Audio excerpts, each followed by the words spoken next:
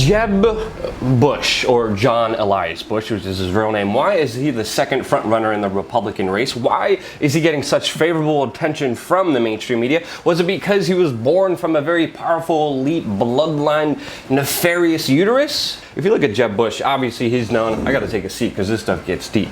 Jeb Bush is known for being the governor of Florida. But if you look at his business dealings in the 70s, 80s, and 90s, it pretty much points to nefarious CIA drug money and weapons laundering to death squads and importing drugs into the US and a lot of illegal nefarious activities. He was a banker in Venezuela and had a Miami-based real estate business slash money laundering operation down in Miami, Florida. You look at the people he knew and he was connected with business-wise, it's people like Al Martin, Oliver North, Richard Secord, Dewey Colliard, Sam Watson, Fred Ike, and of course, his father, who was the director of the Central Intelligence Agency. He was actually briefed by the CIA in this official declassified document on June 7, 1977, sending his thanks for the briefing that he got from the CIA. And if you look at his relationship with Alberto Duque, he was a Colombian national who laundered drug money for the cartels and Nicaraguan Contras.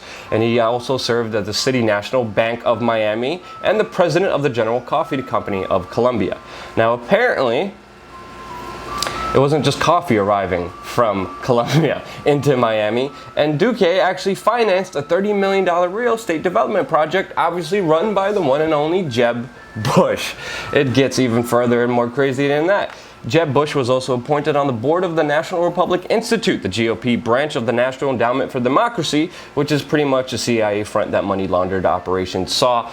Just huge investment in Nicaraguan Contras, Cuban exiles, Salvadorians, Guatemalan, and Honduran death squads. Now, of course, Jeb acted as a liaison for Dr. Mario Castrillon. He was a right-wing candidate for president of Guatemala, and Vice President Bush.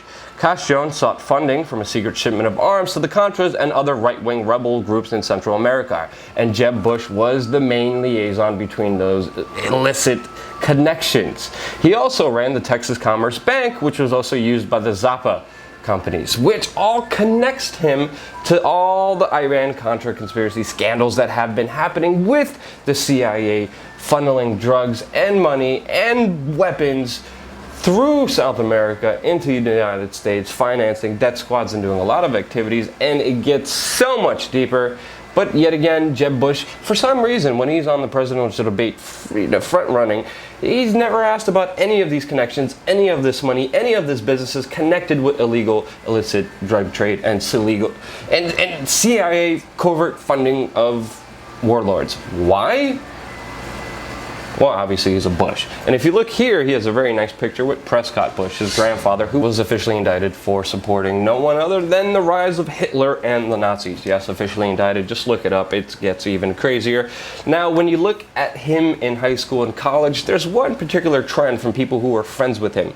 One particular account says that he actually regrets even having a relationship with him because he participated with bullying other students. And this account is varied by many different people who grew up with him in high school and college, making people call him a psychopath because he enjoyed inflicting pain on others. And of course, it would take a psychopath to join a group called the Project for a New American Century, a very little-known think tank that is pretty much filled with right-wing, neoconservative, bloodthirsty warmongers that actually called for the bombing and destruction of the Middle East way before 2000.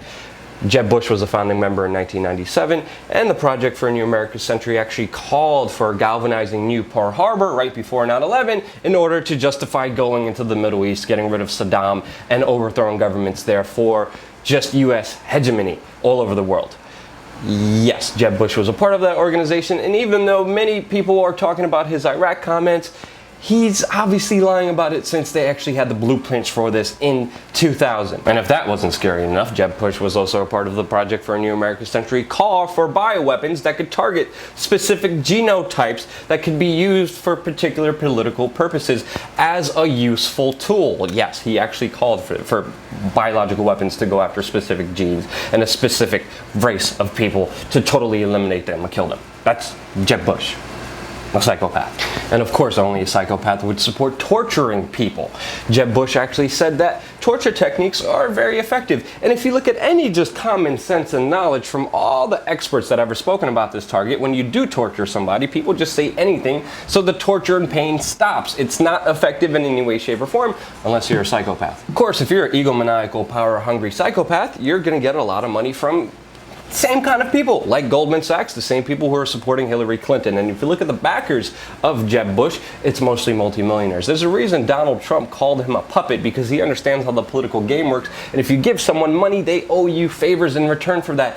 And Jeb Bush, by far, has over 23 people giving him over $1 million each. What is this supposed moderate going to do when all these mega millionaires are giving him money? Obviously, he's going to figure out a way to give it back to him, like he did when he was governor of Florida, when he took pension funds and pretty much laundered them through the Carlyle Group, which is another Bush CIA front group, Goldman Sachs, Morgan Stanley, JP Morgan, UBS, Prudential Financial, and pretty much financed fundraisers for his brother with the pensions funds of Floridians, which he was governor of.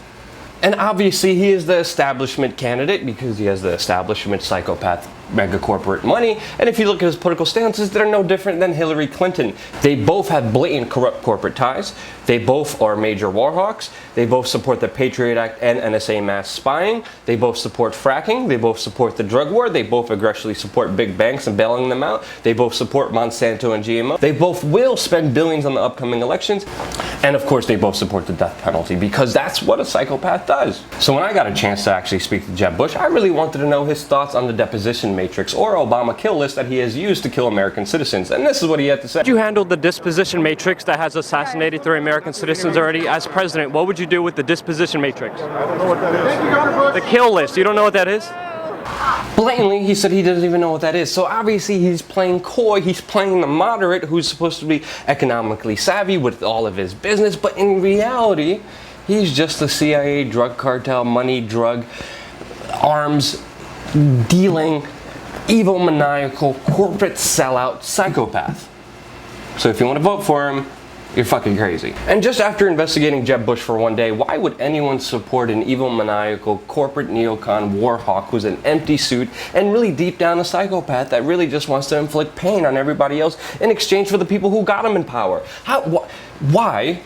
Let me know in the comment section below. If you found this video helpful, do not forget to subscribe to this channel. We're going to have all the sources to this video in the description below. And of course, check out our playlist where we go through almost virtually every candidate and why they're fucked up.